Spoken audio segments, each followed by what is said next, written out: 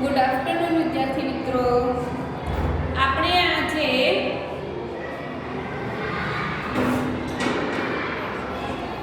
વિષય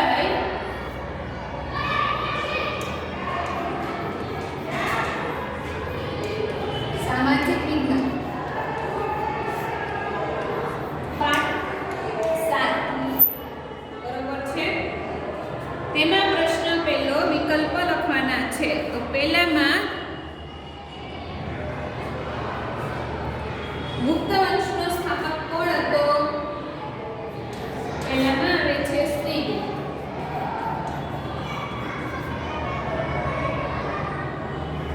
પછી બીજું, સિક્કામાં કયા રાજાની મીણા બગાડતો દર્શાવવામાં આવ્યો છે? સમુદ્રગુપ્ત. પછી ત્રીજું, દિલ્હી ખાતે લોકસ્તંભનું નિર્માણ કોના સમયમાં થયું હતું? ચંદ્રગુપ્ત બીજા. ચોથું, કુમારપાળના સમયમાં કઈ વિદ્યાપીઠની સ્થાપના થઈ હતી? નાલંદા. પાંચમું પ્રશ્ન એક છે વિકલ્પો. પાંચમામાં ચંદ્રગુપ્ત પ્રથમે પાટલીપુત્રની ગાદીએ આવીને કોની સામે લગ્ન કર્યા? કોની સાથે? કુમારવંશ. છઠ્ઠું, ગુપ્ત વંશનો સૌથી પ્રભાવશાળી શાસક કોણ હતો? ચંદ્રગુપ્ત બીજો. સાતમું, સંસ્કૃત ભાષાના મહાન કવિ અને નાટ્ય લેખક કોણ હતા? કાલિદાસ. આઠમું, ગુપ્ત યુગના શાસનતંત્રમાં રાજ્યના દસ્તાવેજો સાચવવા કોની નિમણૂક કરવામાં આવી? પશુપાલક. નવમું, ખગોળશાસ્ત્રને લગતો મહત્વપૂર્ણ ગ્રંથ કયો છે? બૃહદ સંહિતા. દસમામાં કોના સમયમાં બુદ્ધની પ્રતિમાને હાથીની અંબાડી પર મૂકી પૂજા કરવાની હતી? હર્ષવર્ધન. બરોબર છે. આ તો પ્રશ્ન પહેલો. હવે પ્રશ્ન 2, ખાલી જગ્યા.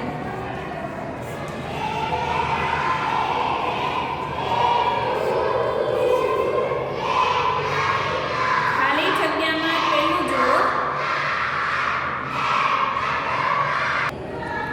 ખાલી જગ્યામાં પહેલું છે, ખાલી જગ્યાએ મહારાજાને બદલે મહાધિરાજનું ગૌરવપ્રદ બિરુદ મેળવ્યું હતું. તો ચંદ્રગુપ્ત પ્રથમ.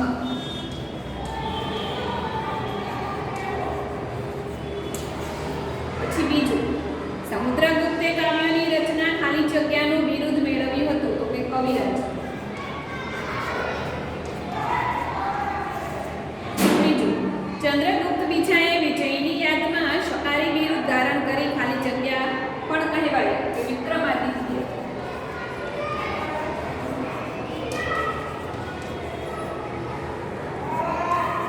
ચોથું, અમરકોશના રચયિતા ખાલી જગ્યા હતા? અમરસિંહ.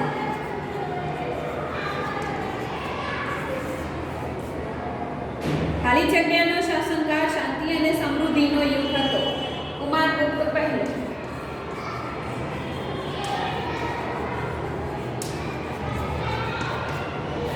હવે આવે છે પ્રશ્ન 3, ખરા ખોટા. પહેલું,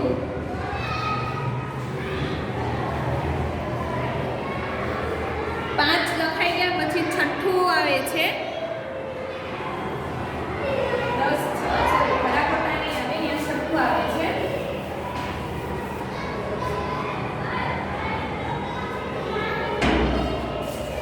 છઠ્ઠામાં આવે છે નાલંદા. પછી સાતમામાં ગુપ્ત યુગનો છેલ્લો મહાન રાજા કોણ હતો? સ્કંદગુપ્ત. પછી બૌદ્ધ ધર્મના ખાલી જગ્યા અને ખાલી જગ્યા પણ કોઈ કહેશે.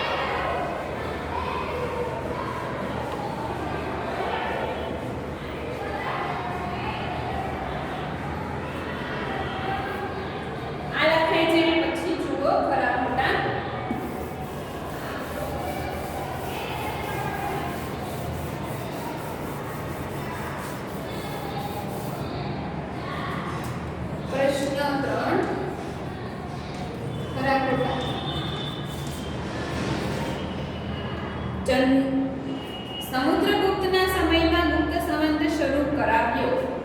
ખોટું. બીજું, ચંદ્રગુપ્ત પહેલાએ દક્ષિણ ભારતમાં 12 રાજાઓને હરાવ્યા. ખોટું. ત્રીજું, ઈસવીસન 375માં સમુદ્રગુપ્તનું અવસાન થયું. સાચું. ચોથું, ચીની યાત્રાળુ ફાહિયાન ગુપ્ત સામ્રાજ્યની સમૃદ્ધિના વખાણ કર્યા. પાંચમું, કુમારગુપ્તે હુમલાનો સફળતાથી સામનો કર્યો.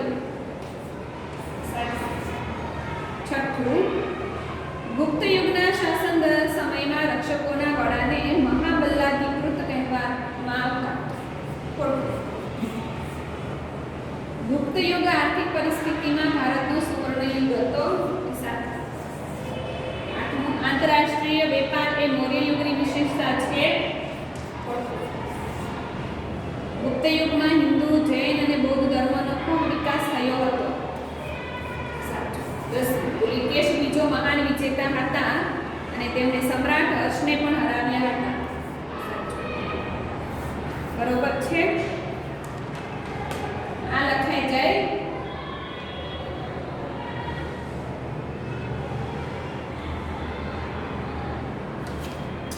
પછી જુઓ પ્રશ્ન 4.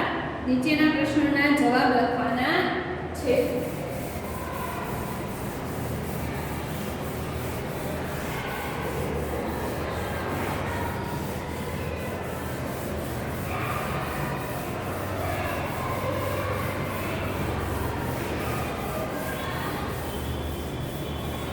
પ્રશ્ન 4 ની અંદર લખો પ્રશ્નના જવાબ લખો.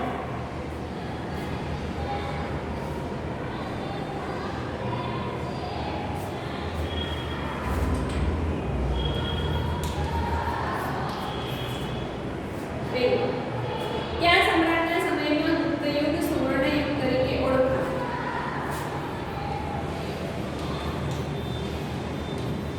ચંદ્રગુપ્ત બીજાના સમયમાં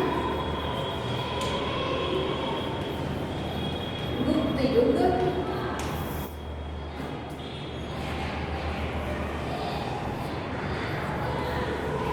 સુવર્ણ યુગ તરીકે ઓળખાય.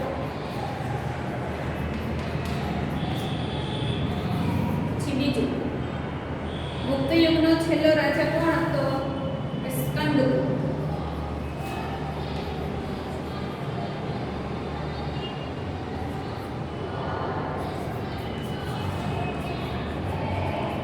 છેલ્લો રાજા સ્કંદગુપ્ત.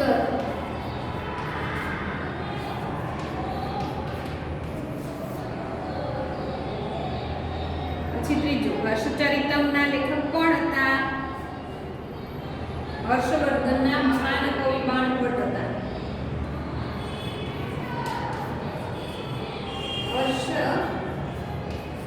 હર્ષચરિતમના લેખક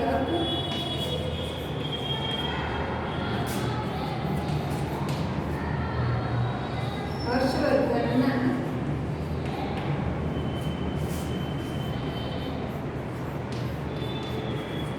મહાન કવિ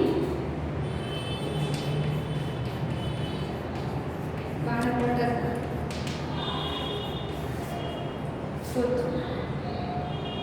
સમુદ્રગુપ્તના સમયની માહિતી શેના પરથી મળી આવે છે?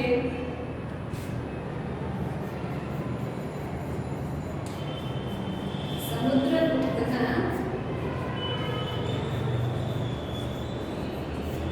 સમયની માહિતી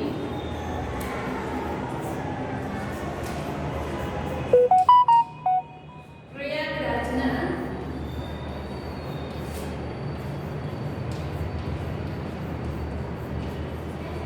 સ્તંભ લેખ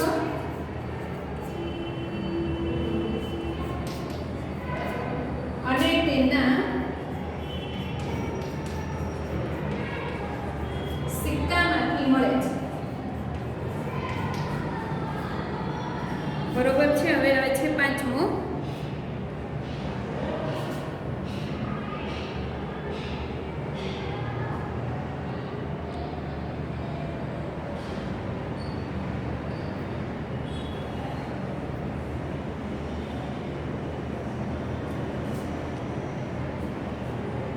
પાંચમો, ગુપ્ત સામ્રાજ્યને ક્યાં ટીકતા બંદરો મળ્યા હતા? ગુજરાત અને સૌરાષ્ટ્રના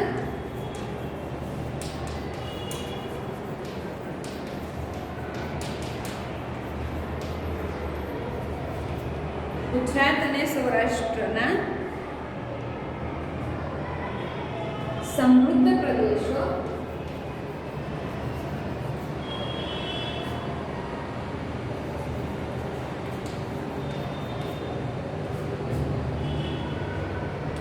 ભૃગુ કચ્છ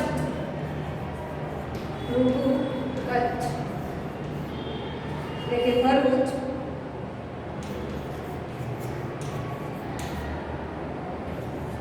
અને સ્તંભતીર્થ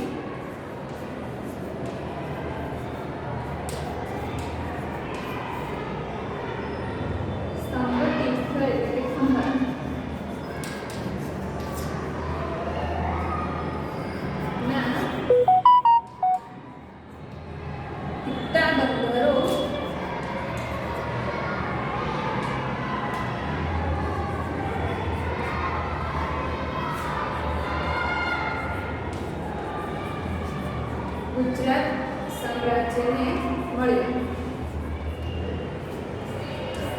છઠ્ઠું, દિલ્હી પાસેના મહરૌલી સ્તંભની વિશેષતા જણાવો.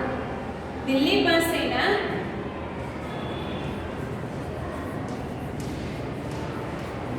પાસેના મહરૌલીના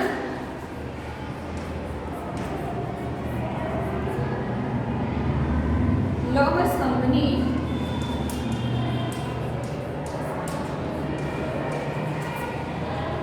વિશેષતા એ છે કે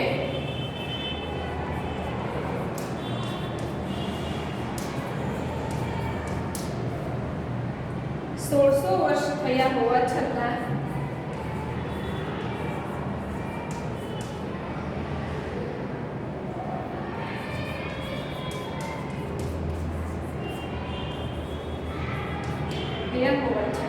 તેને કાટ લાગતો નથી.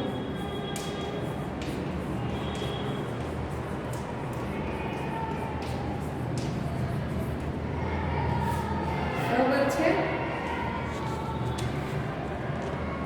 પછી સાતમો, ચંદ્રગુપ્ત વિક્રમાદિત્યનું અવસાન ક્યારે થયું? ચંદ્રગુપ્ત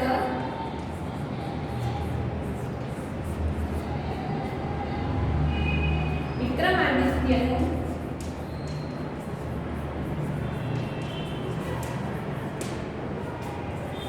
અવસાન લગભગ ઈસવીસન 414 માં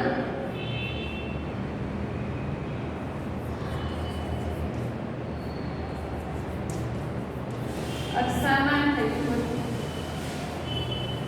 ચંદ્રગુપ્ત એટલે કે વિક્રમાદિત્યનું અવસાન લગભગ ઈસવીસન 414 ના અરસામાં થયું હતું. બરોબર છે. આ એકથી 7 પ્રશ્નો સાતમા પાઠના વિકલ્પો, ખાલી જગ્યા અને ખરા ખોટા તમારે બધાએ સ્વાધ્યાય પોથીની અંદર લખવાના રહેશે.